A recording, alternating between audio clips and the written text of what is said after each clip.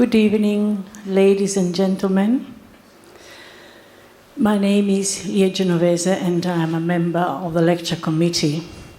The Siam Society offers lectures, study tours, concerts and heritage conservation events, all detailed on their website www.thesiamsociety.org. This year, the Siam Society celebrates 120 years from its foundation, and special events will be offered throughout the year. I will just give you now a few details about forthcoming lectures, some of which are probably of interest to most of us. Next week, Thursday, the 27th of June, Cultural Development on the Kolat Plateau by Hunter Watson.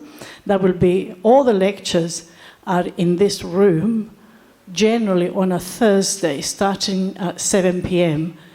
Otherwise, I will state where they're going to be held. Saturday, the 29th of June, at 2 p.m., a 120th anniversary special event in the auditorium, that's the big room next door, a presentation on the double-sided manuscript map at the US Library of Congress, consisting of two huge maps drawn back-to-back on a piece of hand-loom cloth. This presentation is by the renowned Thai scholar Tongchai Vinichakul. On Thursday, the 4th of July, New Chinese Migrants and Sino-Thai Corporate Cooperation. On the 11th of July, Thursday, Buddhist Landscapes, Art and Archaeology of the Kolat Plateau from the 7th to the 11th century by Stephen Murphy. That's also a book launch on the 11th of July. On Thursday, the 25th of July, Preserving Samsara 3, Photographic Recollection of Pakistan. On Thursday, the 1st of August, a talk on Heart Teachings by Bhikkhuni Dhammananda, also known as Miss Cindy Rasikot. Thursday, the 22nd of August, a talk on colonial lawmaking by Sally Lowe. Dr. Lowe is flying in from Australia to give this lecture on the 22nd of August, so hopefully we can give her a big welcome. Thank you. On Thursday, the 26th of September, a talk on Thai herbalism by Susan Conway. Thursday, 24th of October, Old Lhasa, a biography. This is something which is, I would say, very interesting and informative, just like all of our events, because this year is the 120th anniversary that the young British officer reached Tibet in 1904. So there is another 120th anniversary to celebrate. And finally, on Saturday, the 26th of October, another 120th anniversary special event. So hopefully we will see you to most of these. Tonight's speaker is Massimo Sarti. He will discuss the Mekong, one of the world's most iconic waterways, and the many challenges it faces with existing issues exacerbated by the compounding effect of climate change and upstream developmental projects. Ajahn Massimo will touch upon a new source of tension between two ASEAN countries, the Funan-Tekong Canal, an inland waterways that will connect the port in Phnom Penh with Cambodia's coastal province of Kep. Ajahn Massimo's presentation will last around 45 minutes, and there will be a Q&A afterwards, so I hope you can stay for the Q&A. So please welcome Mr. Massimo Sarti. Thank you.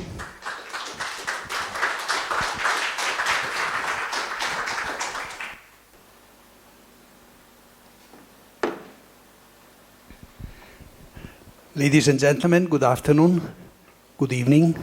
Thank you, Leah, for the introduction, the kind introduction. First of all, I would like to say that I changed the title of my presentation because the term conundrum was not too optimistic. It seems to be a little bit negative. and I didn't like it. So I retitled the presentation as Navigating the Mekong, Unveiling Threats and Charting Future Challenges, which seemed to be a bit more optimistic. And in fact, I use navigating because it's a kind of operation that I did some 15 years ago. At that time, I was working as an officer of FAO in Vietnam, and the FAO asked me to develop a project document on the Mekong. That was the time, that was about 2007, 2008, that was the time when all the discussion about the Mekong, the upstream, the mainstream dam were picking up momentum. And so FAO was becoming interested for issues related to the food insecurity that these upstream dams were causing. So I developed this project document. I studied the situation of the Mekong. Unluckily, this project never came into operation because of financing, but also because it was not very welcome. When I had this consultation with the agency, I understood that it was not good time to present this, to take this endeavor. So it remained in the pipeline for some time, also because FAO was having a program about the transboundary rivers, transboundary waters. They were working in the Nile River, and they were there was in the pipeline the Tigris-Euphrates in Iraq, and so that was the reason. So I did this navigation at the beginning, metaphoric navigation in the beginning. And so I took the opportunity of Leah asking me to giving a talk, because I did the operation again. So I studied the situation again to see, after 15 years, 20 years, already nearly 20 years, what were the developments in the Mekong. And so I took this journey through the Mekong to see, oops, I'm sorry. What is this? Sorry, let me close this. So I took this, undertook this journey through the Mekong to see what happened in the meantime. The great rivers of Earth are fascinating issues. They are the most prominent element on the surface of the Earth. The rivers are those that shape the surface of the Earth, actually the only agent that shape the surface of the Earth the way we see it now. Not everybody knows that these great rivers, they've existed not for millennia, they have existed for millions of years. They have been flowing for millions of years, and they are still there, doing their own job, carving the mountain, cutting through the ranges. They even predate the rise of the mountain ranges. Take the Himalayas, for example, the Karnali River, or the Kaligandaki River. They cut straight through the mountain, and that means that they eroded the mountain faster than the mountain was raising up. So these kind of things are these great rivers of the Earth, and the Mekong is one of them. Leonardo da Vinci used this potent metaphor, saying that in his Leicester Codex, saying that rivers are like a blood vessel of the earth, and the water is the blood. But another author, Philip Hirsch, recently went on the same line of the metaphor, and they said the rivers are potent metaphorical elements of the earth. Philip Hirsch is a director, has been a director of the Australian Mekong Research Group. He wrote recently a nice paper that is referenced underneath, The Shifting Regional Geopolitics of Mekong Dams. And so he's making a narrative of how the Mekong Dam, where the idea of development of the Mekong Dam was originated and how they were revived in the post-war time. So I recommend reading this paper, which is very, very interesting, on the geopolitics of the Mekong area.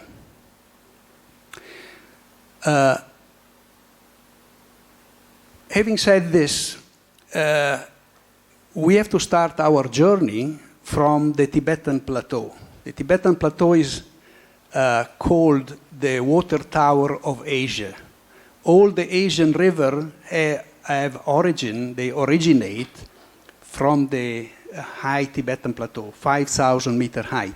And the reason is because despite being an area dry, with dry climate, extremely dry, is a home to glaciers. And this glacier, by deglaciation, they feed the great river of the earth, like the Yangtze River, the Yellow River, but also the Irrawaddy, the Yarlung Sampo, the Brahmaputra, and the Mekong. The Mekong is quite peculiar because instead of running or flowing into a single country, it crosses several countries. 6 countries: China, Myanmar, Laos, Thailand, and Vietnam. The rivers, these rivers were very, the East Asian River are very important because they are feeding the major economy of the world. The Yangtze and the Yellow River, they are crossing the most densely populated area of China. They are actually the lifeline of millions or hundreds of millions of people and feeding the industrial hubs like Shanghai and in the north other major industrial city. The Mekong is equally important because it is the lifeline for the whole Indochina, for the whole Southeast Asian countries. And it's peculiar not only because it crosses several countries, but because it has a geometry, the basin has a geometry that is quite unique in rivers. So the upper Mekong, actually the upper Lancang Valley, the Mekong is named Lancang in China. The upper Lancang Valley is an intermontane valley that cuts through the parallel ridges of the Himalayan syntaxis, what it's called, and it originates at around 5,000 meter elevation. And the upper basin is very small. The headwater have a catchment of 316 square kilometers only. So it's very minimal compared to the surface of the other sectors of the Mekong. The upper Mekong basin that includes China and Laos and Myanmar, it's again quite small compared to the whole river basin. For example, it's about 1/3 of the lower Mekong basin. You see the numbers here, the whole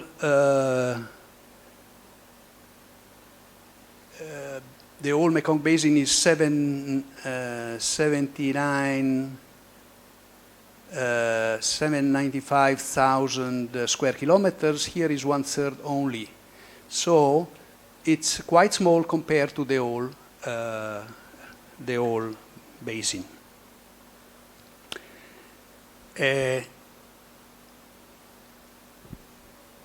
The lower Mekong basin includes 2 things that are quite important. One is the Tonlé Sap area of Cambodia that includes almost all the country of Cambodia, and the Mekong Delta that is indicated in red. Unlike the East Asian rivers that run along the parallel, so they cross a unique climatic zone and a rather uniform type of landscape, the Mekong runs north-south. And so it is characterized, the basin is characterized by a very diverse geomorphology and a very diverse climate zoning. So the Tibetan Plateau is 5,000 meters high. The three river gorges are narrow and deep gorges in Yunnan. Then you have a highland of Laos, which is much lower relief type of geography. And then there is the Korat Plateau, the lowland of Cambodia, and the Tonlé Sap and Mekong Delta. The climate changed from glaciated area all the way down to the monsoon through a temperate transitional zone. And so this diversity justified the change in the hydrology. And it's quite unique compared to other type of rivers.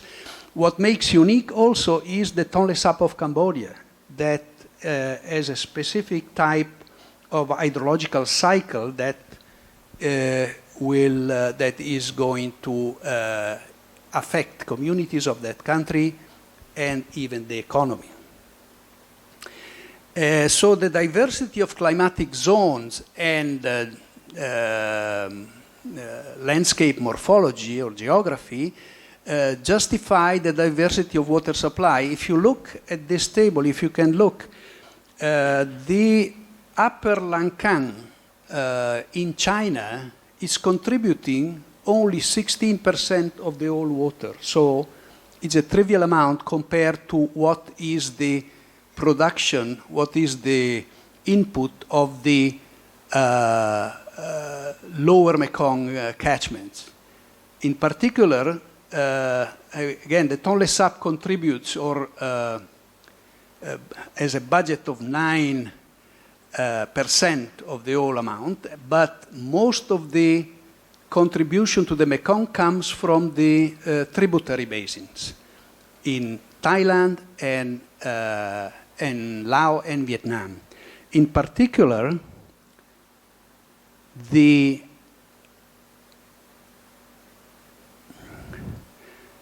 most of the water input comes from the left bank tributaries. And the reason is because the rainfall is very high against the slope of the Annam Range. It's a kind of general pattern of rainfall, which is a kind of orographic type of rainfall. So the southwesterly monsoon comes against the Annam Range. It raises and it cools down. The air cools down adiabatically, and then the precipitation comes very intense. And this rainfall ends up ultimately in the midsection of the Mekong with an amount of 55% of the whole amount. So this just to give an overview of the geomorphology, hydrology, and climate. The Tonlé Sap, I was mentioned the Tonlé Sap as a peculiar element of the whole Mekong basin and of the specific element of the whole hydrological cycle of the Mekong. It is a lake during the dry season. Is a rather reduced lake, but during the flood, during the rainy season, it receives water from the Mekong, and the lake expands dramatically from 2,400 to 10,000 square kilometers. So it has a broad floodplain, and there is a broad inundation of the floodplain. So the level raises and lowers during the season. It has a strong seasonality. There is also input by the Cambodian catchments into the Mekong. This arrow here indicates the rainfall contribution, and here we have the double arrow that is the flow reversal. So during the dry season, the Tonlé Sap is drained into the Mekong, and during the rainy season, the flow reverts and it goes back into Tonlé Sap. So it has a dual type of function, and it's important in this sense that the floodwater from the lower Mekong find accommodation into the Tonlé Sap. So the Tonlé Sap acts as an attenuation basin. So it mitigates the severity of the floods into the midsection of the Mekong and to the downstream. And besides that, when the flows drains the lake, it contributes as quite a substantial amount of water. So it gives back 50% of the discharge of the Mekong, which is quite significant. So half of the water that flows from Cambodia down into the delta, 50% is contributed by the Tonlé Sap emptying during the regression. This is basically the dynamic. These are the different basins that the different catchments that contribute to the Tonlé Sap, and they are important because initially, let's say the traditional narrative say that the Tonlé Sap expands and contracts thanks to the flow reversal. No, there is an interplay between the flow reversal, which has different intensity, and also there can be an important contribution from rainfall. So the two components will make the hydrology of this Grand Lake changing according to the climate, according to the seasonality.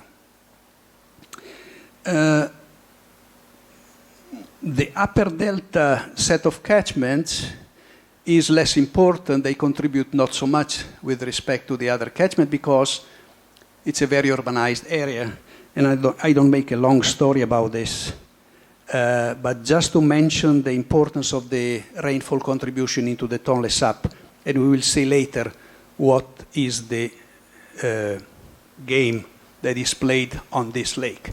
These are images from the Tonlé Sap. Here we see the lake. There is a kind of zoning in this huge floodplain, and this huge floodplain is very important to sustain fishery production.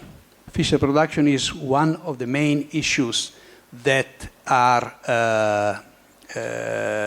at stake when we talk about the Tonlé Sap. So there is a very important ecosystem, the flooded wetland forest, this dark belt. There is the shrubland inside, landward, and this is an image of the flooded forest, the wetland forest in Kampong Klang, near Siem Reap. Looking towards the land, looking landward, you have the forest here, the shrub. Then you have the seasonally flooded grassland, which is used for agriculture. Even further, you have the recession rice fields. Recession rice fields are those cultivations that take advantage of the receding water when the lake drains out. And it's a very sustainable and very ecologically friendly type of culture because it takes advantage of the nutrients that are brought by the flood and requires very low input from the farmers, so it's convenient also in an economic sense. And then you have the rain-fed rice field all the way upstream, and here we see Siem Reap in the background. Okay, this is the zoning, the ecological zoning of the Tonlé Sap, and the function of this complex ecosystem it's related to the timing, intensity, and quality of the water that is flushed into the Tonlé Sap from the Mekong. And this is the concept of environmental flows. The environmental flow refers to the flow of water that comes into the lake and floods the floodplain, but it's not just quantity, it's just timing and quality. So when we talk about environmental flow, it's a complex concept that takes into account the quality of the water, also the timing when the water comes. So if this environmental flow is changing in terms of timing or amount of water that comes in, then it impacts it influences many aspects, the functionality of the environment. And within the functionality of the environment, it means even the fish production, the spawning of the fishes. And this impact ultimately the life of the people, life of the community, and the livelihood, because they rely very much on the fish. This is the prahok preparation in Kampong Kleang. So the entire community, there is a very important community of people that rely on fishery. Even Vietnamese settled in the Tonlé Sap region. So it's very important to maintain these environmental flows, because otherwise it's going to disrupt the biological cycle of fishes. So this is important. Any significant change in the environmental flows influence ecosystem functionality. And if the ecosystem doesn't work properly, doesn't function properly, then it doesn't provide what is called the services, ecosystem services to the people, namely food, but not only food, forestry product, all sort of kind of ecosystem-related resources. Then comes the delta. The delta is a very important area for Vietnam only. It's a very huge area, 4 million hectares, 22% of Vietnam population, which is relevant. 50% of the national food supply. So it's a very important area for Vietnam. So Vietnam cares very much about how the delta is doing. And the key to the Mekong Delta is the water management, because the delta lives on the water. The delta is not land, is water basically. So the important thing is the water management. And this is a scheme that shows how the water is distributed into the different branches of the distributary system. In deltas, it's called distributary system, so the system of rivers that flows, that distributes the water all the way down to the sea. This is the Phnom Penh, the region of the 4 arms, Tonlé Sap, Mekong, Basak, and Lower Mekong. And from here you have the split of all these percent into what is called the 9 dragons. This is the Basak River, and this is the Mekong, the Kulong. So that's called the Mekong dragon. And out of this water that flows into the sea, there is a fraction that is diverted into the fields for support, for sustaining agriculture. And in red, you see the percent of the water that is subtracted, that is extracted from the river. And this water is conveyed to the very dense network of canals that feed the fields.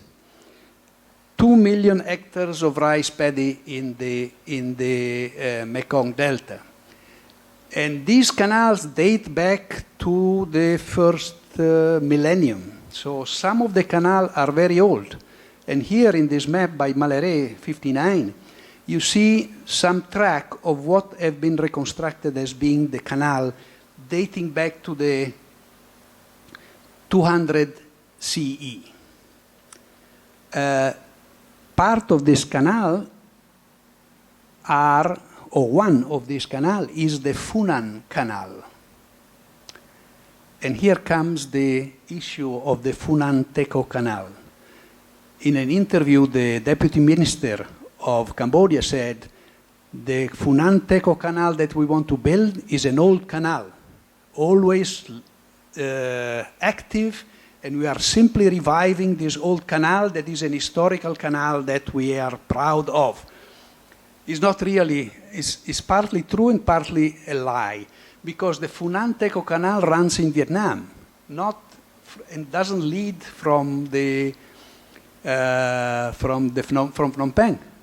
So it's a kind of cheating a little bit. But this was one of the original canals, because in the Mekong Delta there is a stratification of this canal building.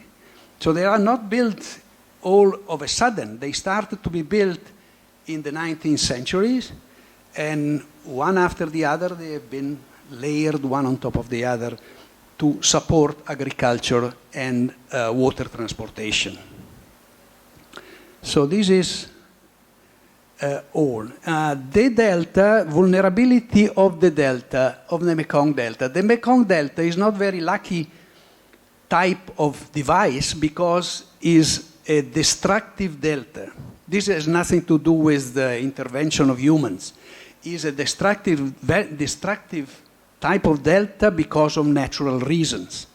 And the reason is because the South China Sea, from the tidal point of view, is at least the southern part here is a macro-tidal. So it has a tidal range which is quite relevant, 3 to 4 meters on average, and even more during the spring tides. So it's a very, very powerful type of delta tidal circulation that contributes to the destruction. So the delta actually is not a fixed element of the geomorphology, is a dynamic type of device. So much soil is brought by the river, and so much soil is taken from the river out at sea. So it's a delicate balance of progradation or retrogradation. It's a delicate balance of building or destroying. The Mekong Delta is a destructive type of delta. Deltas are, as I said, they are accretionary sediment wedges. Very delicate balance between sedimentation and erosion. And not all the delta are the same.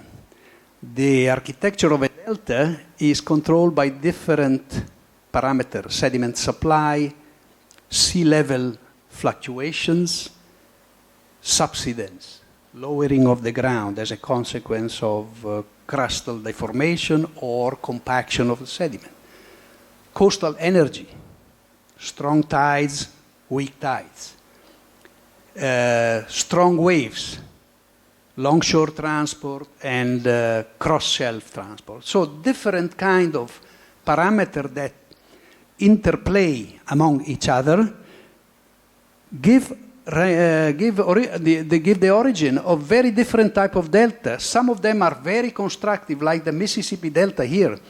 Mississippi Delta is building out at incredible pace because no waves, no tide, sediment is being delivered to the sea, and the Mississippi Delta is growing like hell. On the other hand, in tidal regime, strong tidal regime, the delta are destructive, like this or this one. This is the Gulf of Papua. There is no outgrowth of the delta. It's just erosion because the tides are so strong. And this is a diagram that shows the classification of delta based on river dominance, wave dominance, and tide dominance. And the Mekong is on this side of the tide dominance, unluckily for Mekong. What happens at the estuary of the Mekong, we can see in this diagram. So this funnel-shaped outlet of the Mekong, of the river, causes tidal amplification. So the tide, when it enters the funnel, it increases its range, it increases its elevation, and with the elevation, it increases the flow of water. In technical terms, you talk about vertical tide and horizontal tide. Vertical tide is the excursion, horizontal tide is the flow. So both things increase in the delta when they meet the river flow that brings the sediment. Then the sediment that is deposited by the river becomes resuspended and taken out. So the delta cannot grow out. So this is a weakness of the Mekong Delta.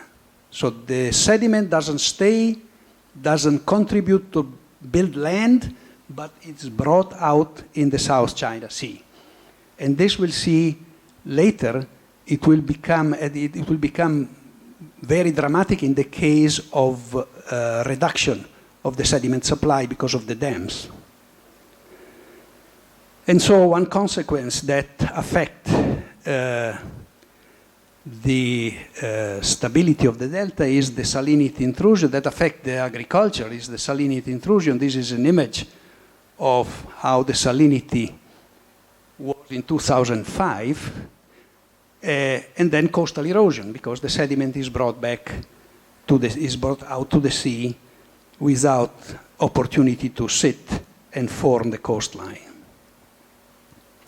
Okay, this is the first part, just an overview of the environment and the parameter that control the environment. On top of this natural situation comes the threats that are given primarily, they are caused primarily by the building of the dams along the mainstream and along the tributary. A large number of dams that have some negative effect on the flow, on the sediment transport, and ultimately on the whole hydrology of the system. The issue of the dams is not just something that came out in the 90s, although they started to be built in the 90s. And in the 90s, after the war, the Mekong area became what is defined by Hirsch, an arena of contested development.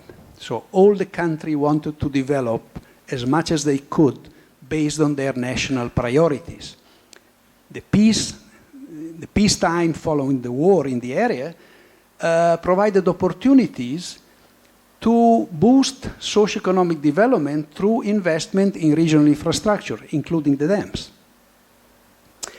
And on top of that, the China in the 90s started to gain momentum. The economy of China started to grow at quite a fast pace, and then it came into the picture. And the rise of China provided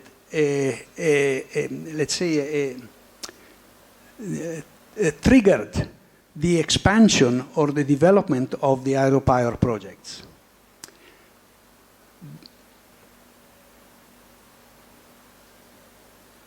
But the issue of hydropower was not a new one. The hydropower, a grand plan of hydropower development along the Mekong came out in the 50s and 60s by the United States. And the reason for developing this grand plan of construction of hydropower plants came as a political act of the United States to counteract, to bring welfare to the people and counteract the communist insurgency. So the main scope, the main goal of this development of construction was a kind of political one. And to develop this plan, the Mekong Committee was set up in 1957.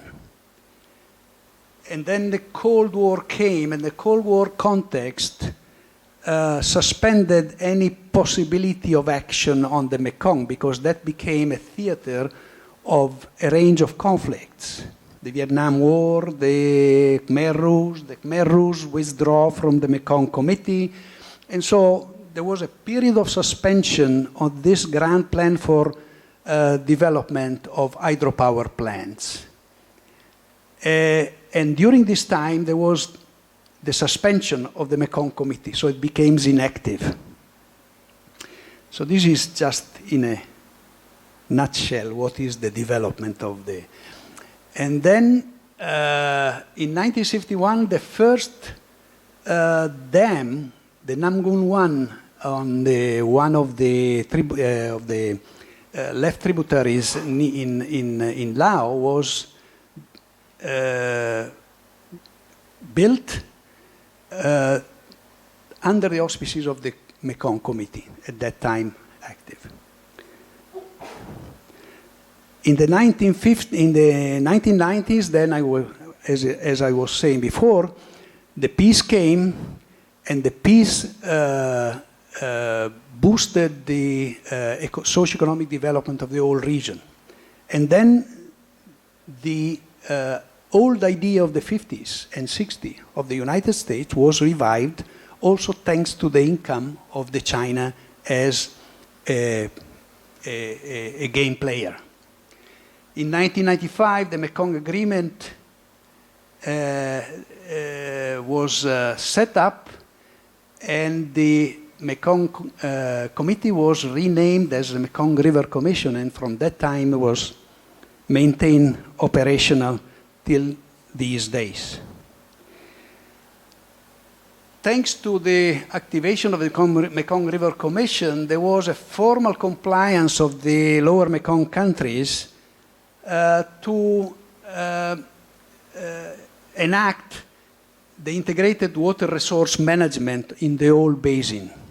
But still, all the country had in mind their national priority. So they became kind of conflictual each other, because everyone had his own need, his own priority to boost the socio-economic development. And the type of conflict is persisting to these days.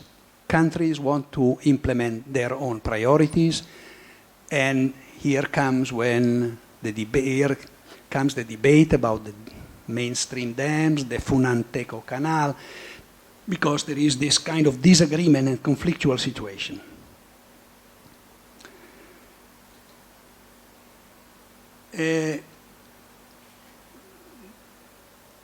We said that China came into the picture and started developing what is named the Mekong Cascade.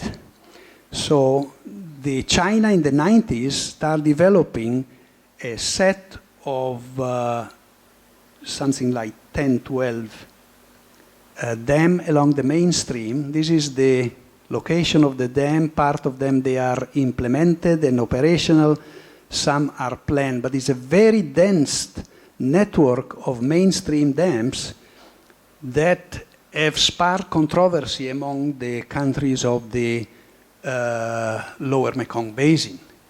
And so the discussion, the debate revolved around the fact that these dams altering the flow were enhancing, exacerbating the drought situation, or they were causing floods. And so the discussion went on this independent initiative of the China that was kept out of the Mekong River Commission since the beginning. And again, the reason why it was kept out is because of political reason, because it was a communist country, and the plan was promoted by the United States. And so China was blamed for abnormal flood in 2008 and 2010 drought, which might have been caused by climatic variability in reality, but still the fact that the Mekong Cascade was built without counseling, without sharing information, then was a kind of pretext to fuel this discussion among the Lower Mekong basins. besides that, building the Mekong, the Langkang Cascade, it triggered a kind of resentment for the downstream countries that want to follow the same line. And so Laos, the dam expiration of the downstream countries were revived by this initiative of China. So if China is doing, why should I do it? And so that came the development of mainstream dams in Laos. There's also a technical reason why Laos wanted to boost the hydropower development, because the Mekong, the Langkang Cascade was making the flow more uniform. And so this gave the opportunity for all the dams, all the plants downstream to produce energy, power, with higher continuity through the year. So making the flow uniform could make more effective. There was an economic benefit for the downstream plants. So that was another reason. And then furthermore, China entered the Lower Mekong Lower Mekong countries as an investor. And so they had an interest in developing as operator, as builder, as operator, some of the potential hydropower plants. And then after China entered prominently into the region, then United States wanted to stick the nose into the region because to counteract the growing influence of China into the region. And so the Stimson Center was one of the outcomes. The USAID developed projects to support the Lower Mekong country just to counteract the China influence that was gaining momentum. So this is briefly the story that was, it's really more complicated than this, but these are the milestones that boosted the hydropower development as a revival of an old 1950-1960 grant plan from the United States. This is the situation now. The mainstream dams, there are 12 dams in the Mekong Cascade, the Langkang Cascade, that are operational. And further 7 are planned. So it's really become, the Mekong here becomes a series of cascading lakes. And you can imagine that a flowing river is very different from the hydrodynamic point of view than a series of nearly still water kind of lakes, one after the other. So a major change in the hydrological regime in the Langkang Cascade. The same thing is going to happen if the plan of dam development in Laos is going to be pursued. Now in Laos there are 2 operational dams. That's one, the Sayaburi Dam, south of Luang Prabang, and the Dongsong Dam in the Kone Falls area near the border of between Laos and Cambodia. Both operational. 2 dams have been suspended or postponed in Cambodia, but the plan, you see these white dots, is to build additional mainstream dams in mid-Laos. The situation of the tributary dams is, let's say, even more worrying because there are hundreds. They are small dams, they are not impacting as a single element, but the cumulative effect is important because they withdraw or they alter the flow into the mainstream. And this is the reason why a lot of controversy have been sparked, or let's say transboundary controversy between Vietnam and Laos, Vietnam and Cambodia, and activists became very powerful in supporting their issues because the number is quite prominent here. More than 100 with a capacity of 15 megawatts and 250 small hydropower plant, less than 15 megawatt, that are used also for irrigation and other purposes. So this is the picture up to now. And as I was saying, great controversy about any negative event that has been coming up after building the Mekong Cascade. The Great Flood of 2008 were a major issue, and here you see some newspaper articles. In 2010, again, drought grips part of China. From my point of view, it was not strictly related to the Mekong, to the Langkang Cascade, because 2010 was a period of climatic deterioration with drought episodes all over the region. And so we have to account also for climate variability. And if climate change or the weather change, then the flow change. And then the drought happens. And then, so not necessarily is linked to the dams. But that was the fuel, that was the argument that fueled the discussion, especially from activists and civil society organization and group of communities But indeed, the flow in the Mekong was altered. This diagram shows the actual height of the river measured at specific gauges, and in dark blue is the modeled natural flow of the Mekong. And you see that the model flow expects higher levels, expects higher discharge, while the observed one in light blue, what is measured at the gauge, it's regular, systematically lower. So the flow is being impacted by the dam operation. And this because the dam operation capture water during the rainy season and they release the water during the dry season. So that's an alteration of the natural cycles that are driven by the monsoon. So this is an example, and in some cases you can see that even the level during drought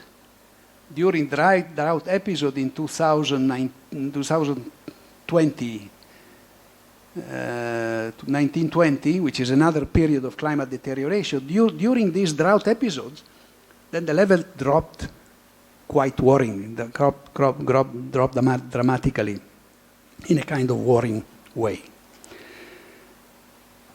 Okay, this is an image of the Sayaburi Dam, and in this frame you can see some specification, but I don't want to make a story long. I want just to mention that this is the first of the 11 dams, and initially they didn't want to undertake the Mekong River Commission procedure for notification prior consultation and agreement. So the Lao government decided to go ahead even without. So unilaterally decided to construct this dam. So that's what they, the other country named the breach of trust. So this doesn't follow the rule that we all together set in the way of managing the dams. And it undermines effort of cooperation at regional level. There were different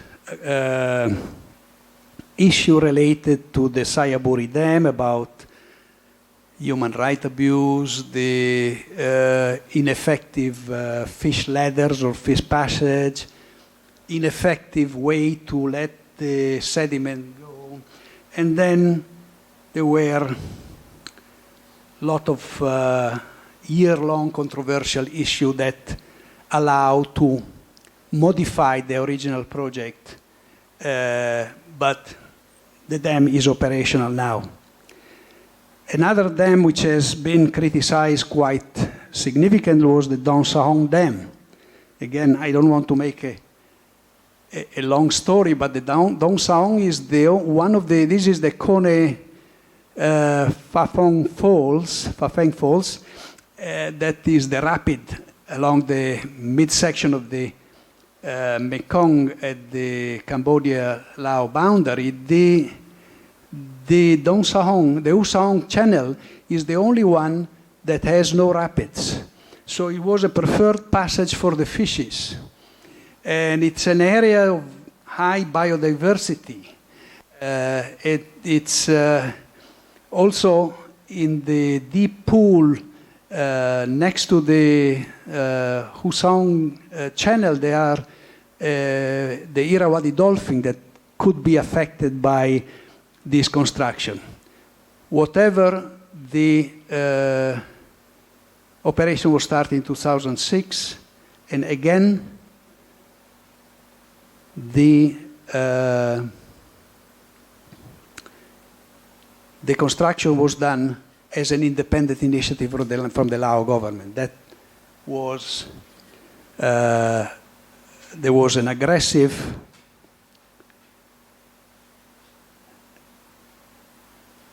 statement by the government of Laos that argued against the resistance by CSOs and activists and stated that the Mekong River Commission, this is a critical issue, Mekong River Commission, they said, it's not a licensing agency, it's just advising.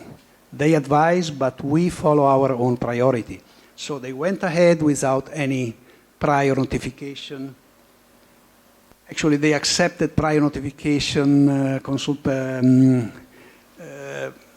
procedure notification, prior consultation and agreement, but they went ahead without agreement. So they did it independently. That's the attitude of Laos in developing his own.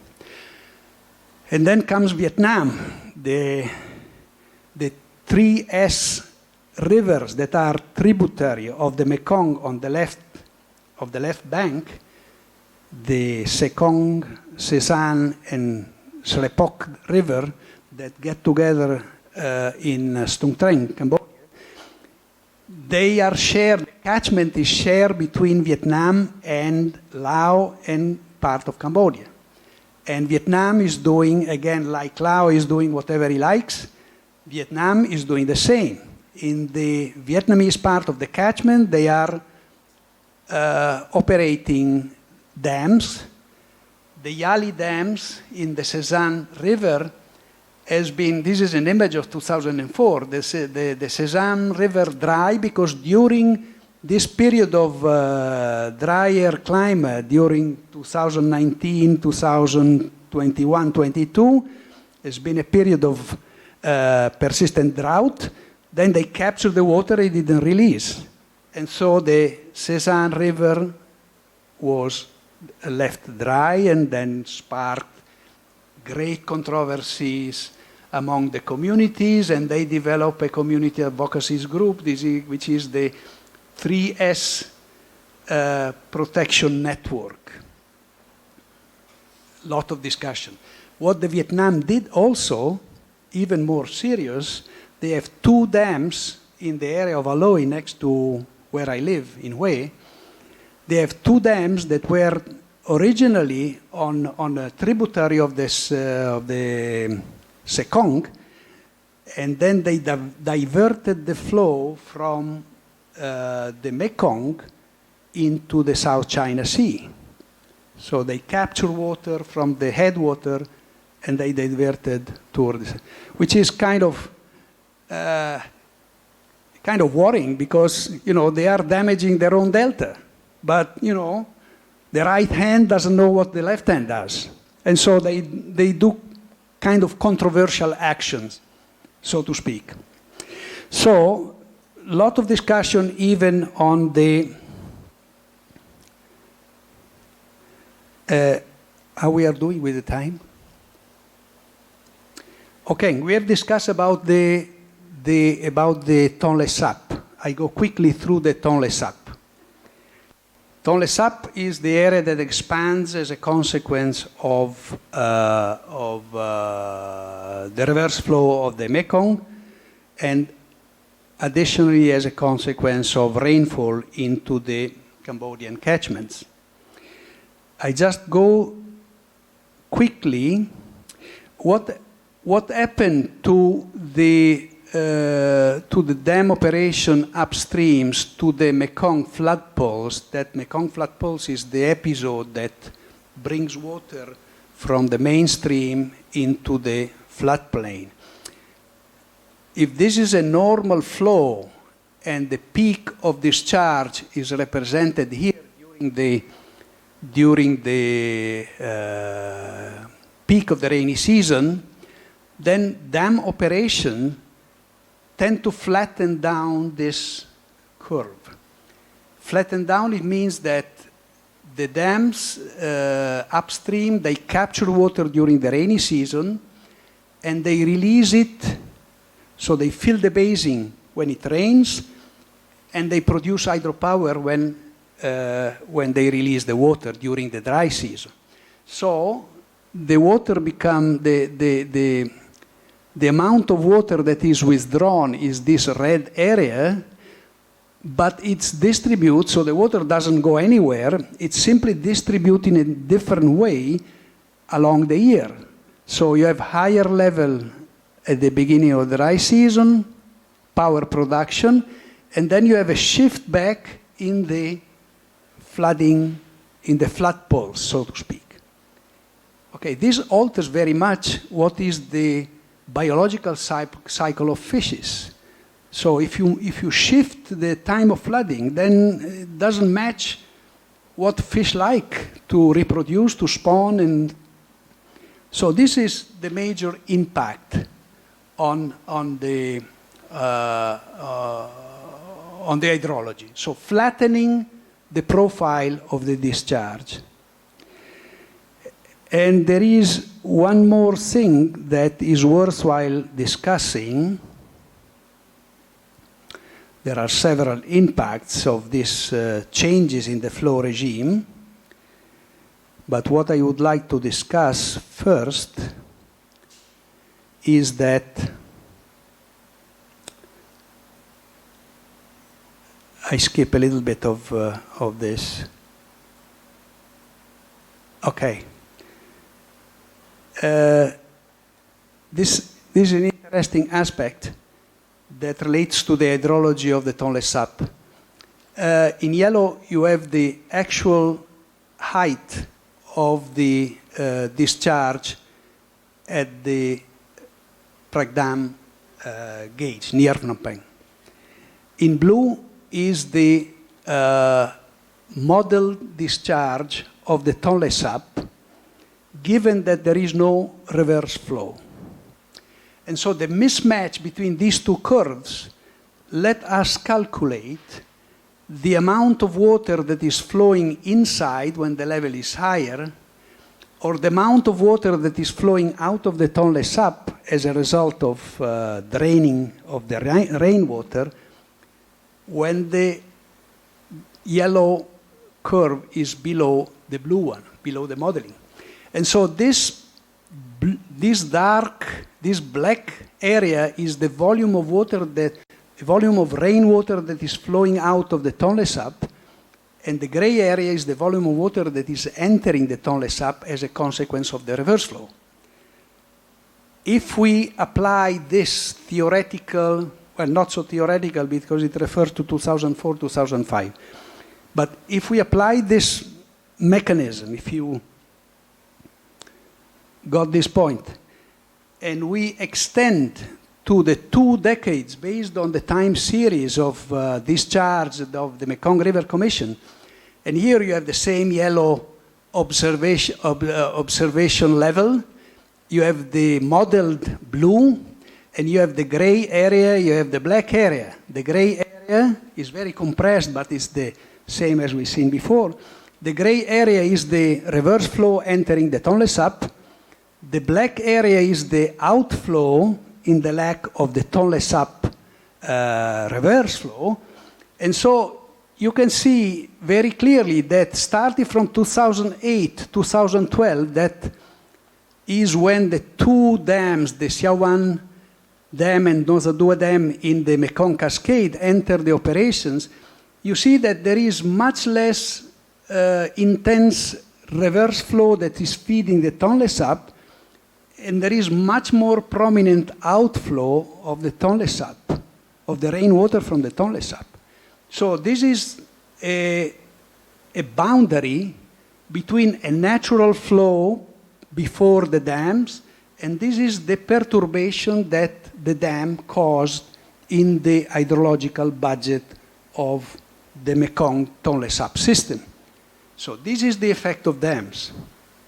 And it's not by chance that I mentioned Siawan Dam and Nosa Dua Dam, because these are the 2 major impacting dams. I go back a little bit. Here you see, these 2 dams that we have been talking about, Siawan and Nosa Dua, they have an active storage that equals almost the active storage of all 53 dams that exist downstream in Laos, Thailand, and Cambodia. So these are the 2 major basins that drive the perturbation of the flow in the Mekong. And then these are the 2 major dams that drive the perturbation in the Tonlé Sap flood pulse, causing some impact on livelihood, on fishery, and on the environment. So just to make it brief, all the other things were just detail. Okay, so just few words about the Mekong Delta. Okay, the Mekong Delta, we talked about tide amplification in the estuaries. And the Mekong Delta is suffering sediment starvation. So the upstream dam captures sediment, and this sediment doesn't flow down, and doesn't end up in the Mekong Delta. So this is called sediment starvation. Sediment starvation causes a deepening of the channels, and this deepening of the channels in turn causes amplification of the tide. And the amplification of the tide causes removal of sediment. So it's a circular action. And so we have enhanced riverbeds because of lack of sediments. We have land subsidence because actually the delta plain is fed by the sediments during the overflow of the river. So if there is no sediments to be overflown on the floodplain is by itself is starved, and so the subsidence prevail over the upbuilding. So more subsidence increase the flood risk and increase the saline water intrusion. Just briefly, one more thing. At the base of this sediment starvation, there is not only the capture of sediment by the dams, there is also sand mining, very intense sand mining that is fueling the socio-economic development, construction of infrastructure and building, which is really happening at a massive pace. And this is, especially in Cambodia, this gives us an idea of what is the amount of sand mining that is happening in different branches of the Mekong River, but Cambodia is just boosting this activity dramatically with quite relevant amount that are withdrawn from the system. So part of the sediment is captured by the dams, part of the sediment is withdrawn for construction. And so this is causing sediment starvation and enhancing the effect of tides in removal of the sediment and destroying the delta. This image shows in 3 year time what is the amount of deepening of the channel. The red one is the new 2017, the blue one is 2014. So you see a systematic removal of sediment from the different segment of the Mekong Delta, and that's what caused a most prominent inflow of the tides, increased tide range, and increased horizontal tide. And measurement give us that while the offshore tide is changing 1.2 millimeter a year, in the delta it increased already 2 centimeters per year. So this is the effect of amplification based on specific measurement. Okay, so the delta is in crisis. It can be even more crisis if this trend will continue. This is a scheme that summarizes the effect. Okay, Funan-Teco Canal. Just a brief comment on the Funan. This, I think we all know the size and width and the cost and the capacity for vessels. And there has been a lot of discussion about, ongoing discussion about the canal. And the issue are geopolitical. And Vietnam is concerned about the influence of China that is financing the canal over Cambodia. Cambodia was in the sphere of influence of Vietnam, with China developing or entering prominently in Cambodia, is affecting is promoting what is called hydrohegemony in the region, and Vietnam doesn't like it. Technical, definitely there will be an impact on the flow and on the sediment transport, and even the flow can impact the delta, and the discussion revolves around how much water is diverted from the Mekong. The Deputy Prime Minister said that it's trivial compared to the discharge of the Mekong, but this is not the issue. Is that the Mekong is already under a deep crisis. Any further perturbation cannot do anything but worsen the situation. Strategic issues that the canal will use will have a dual use for military purpose. This is really not a very, at least from expert in military affairs, they say that it's not really irrelevant because the canal is small. It cannot be used for military purposes or not effectively, so there are other options. So, and I think this is an argument of Vietnam to broaden the level of attention over the region. And then economic. Vietnam is losing business because now Cambodia is trading through the Vietnam ports in near Saigon. So these are the 4 issues, and that's about it. Recommendation from the observer was that it is very important to coordinate with the Mekong River Commission, but we know that the Mekong River Commission has no leverage on the national priorities of individual states. And so conclusions. Just a couple of conclusions. There is a gigantic literature about the Mekong in all the aspects, political, economic, technical, but all this mass of information monitoring hasn't been conveyed into the process of decision making yet. And that's quite, in a way, quite worrying.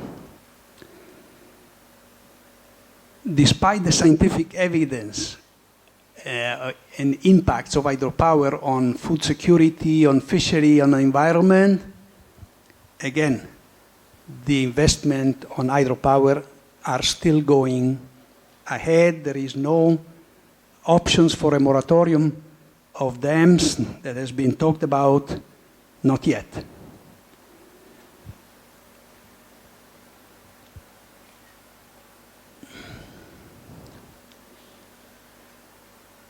Each riparian state asserts aggressively the right to pursue their national interests.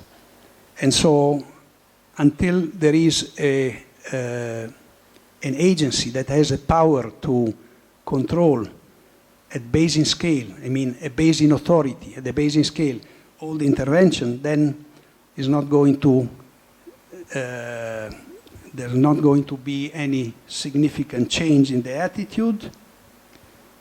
MRC has limit, there's not a basin authority, has limit of, in its function, only advising and not licensing.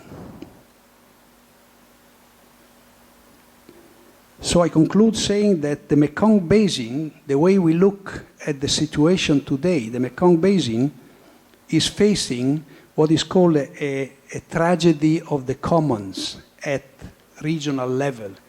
Tragedy of the commons is a concept that is explained down here, that any individual, or we could say any state at this point, acting independently and rationally, according to their own self-interest, behave contrary to the common goods of all users and deplete the environment of everyone. So this is applied to communities, is applied to resource users, but it's what Mekong is going to face, or the Mekong region is going to face now. That's what the perspective is. So I began saying that the conundrum was a negative or had a negative connotation, but I end up with a tragedy. And I don't think that at the end, I want to conclude with this sentence.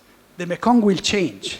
Whatever it happens, the Mekong will change. Humans have changed the environment dramatically through centuries and millennia. And so the Mekong will change and it will readjust to a new equilibrium. And so that's my conclusion. And this will happen in a time frame that is not tomorrow. Is going to be probably in a matter of decades or centuries.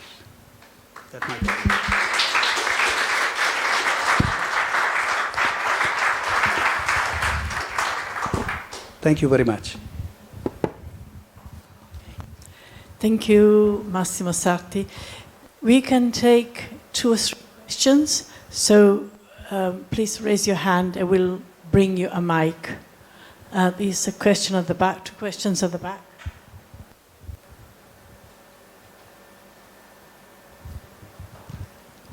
I'm David Feingold from Ophidian. I'm also part of the Mekong Culture Well Project. And I want to thank you for a really wonderful and stimulating lecture. I wish I could have looked at those slides for about an hour longer than I got to. I have a couple of points that I want you to address. One of the things about the tragedy of the commons, as you define it there, is people acting rationally. But a lot of these decisions are in fact not rational.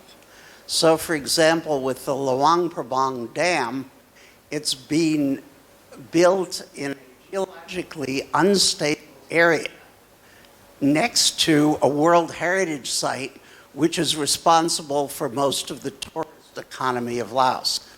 That's one thing.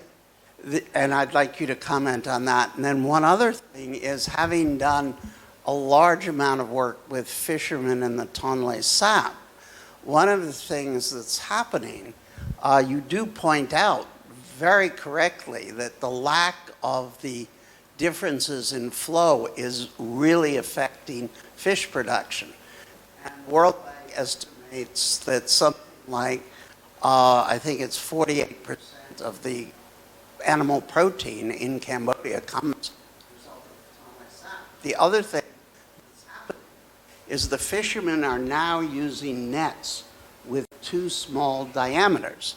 And they know they shouldn't, but there's food insecurity.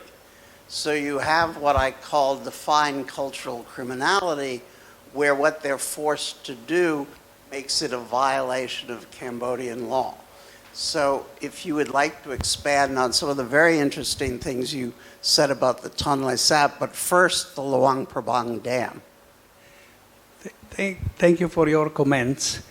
I think you are right. It says rationally, but it's not rational. You know, this is definition of the tragedy of the common, but in fact, according to this scheme, people act even against their own benefit, because the use of resources goes to a point that is damaging their own interest. We work on this issue of tragedy of the common when I was working in fishery in Vietnam. So fishermen were accessing the resource, the fish, more and more, even if they knew that the fish stock was becoming depleted to a point that they had no business anymore. But still they did it, because if I don't do it, my colleague is doing. If Vietnam is not doing, Laos is doing. So that's the essence of the tragedy of the common. And it's kind of irrational, because it would be rational to focus on the kind of mediation effect of an agency like the Mekong River Commission, given that they have the authority to enter into the debate and control the decision-making process. At present, it's not like this. That's why the perspective is not very optimistic. But on the other hand, I would say that in my last sentence, the tragedy of the commons, I wanted to comment more about this in the way that the Mekong will change. The Mekong Delta will change. The point is how fast it will change. No, because if the change happens in 3 generations, 4 generations from now, then there will be time to adapt. Maybe the Mekong Delta become industrialized in the future. Maybe there will be time for adaptation. If the change is too fast, then people or communities, they cannot adapt effectively, and so that's where the impact comes prominently. I think these natural processes happen in a long time, in a rather long time. That's because the history, I mean, if we know about natural processes, we know that nothing is happening tomorrow. There is a tendency now to think that everything is happening tomorrow. We talk about climate change. In 20-year time, the climate change will bring the Earth to collapse. It's not like this. Natural processes happen at a pace that is longer than the life of humans. At least that was like this before, during past time, so it will be... talking about what was the other issue about the Luang Prabang, that's again not a very rational, because rational behavior should consider a range of issues, including the fact that it's near a World Heritage site, which is Luang Prabang, the ancient capital. A lot of consideration would be appropriate to to discuss, to assess the feasibility. This is not happening because the priority is the hydropower generation at present. All the other arguments are irrelevant. I think we had another question. I have a question, Go ahead. yeah. Good evening, everyone. I'm Carlo. Considering the relevance of Tonlé Sap in terms of internal economy, fisheries, and livelihood, if I ask you to draw, as an expert, the worst scenario ever for the next 20 years or 30 years for Tonlé Sap in terms of climate change, what would it be? And secondly, how local communities that rely on Tonlé Sap for their livelihood, essentially, how can they readapt and find alternative solution for this kind of issue? Thank you. Okay, I didn't have the time to discuss in detail the Tonlé Sap. And we saw the trend, the negative trend, where the reverse flow is losing intensity and then the drainage is becoming more severe after the dam operation. One option, which has been studied and is listed in several papers, one option would be to negotiate with the upstream dams the timing of the operation in such a way that if you can model the outflow, then if you can model the storage and the release, then you can make in such a way, and we have the tool now, you can model in very precise way. You can have the tool to keep the Tonlé Sap expansion into an acceptable range, and so not to impact the fishery.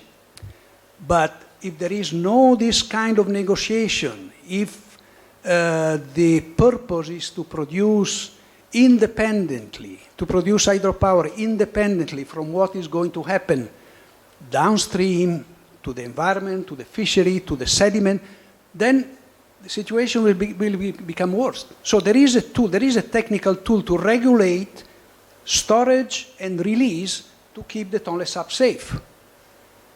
That's the direction they are going, they are moving. And that's wise. But another thing it would be, since the biggest dam, the most impactful dams are the Siao Van Dam and the Nuozadu Dam, then China should come, China should adopt a wiser and more considered method of exerting his influence, exerting his hydrohegemony in a more constructive way. So they should contribute to this improvement of the downstream situation.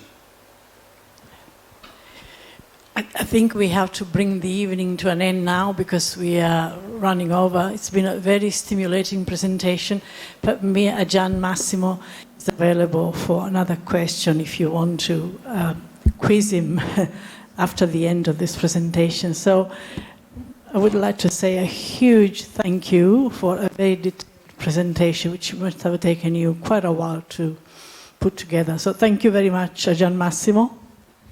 Thank you, and thank you for your patience. I've been too long.